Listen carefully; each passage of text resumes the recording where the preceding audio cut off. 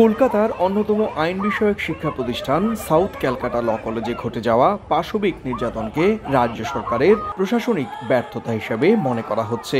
এই ঘটনার প্রতিবাদ কর্মসূচিতে অংশ নেন আইন বিভাগের ছাত্রছাত্রীরা। ঘটনাটি গত কয়েকদিন ধরেই যেন গোটা কলকাতাকে প্রতিবাদী করে তুলেছে।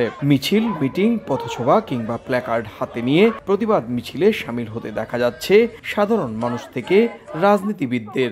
সোমবারও পথে নেমে বিক্ষোভ করেন জুনিয়র আইনজীবীরা।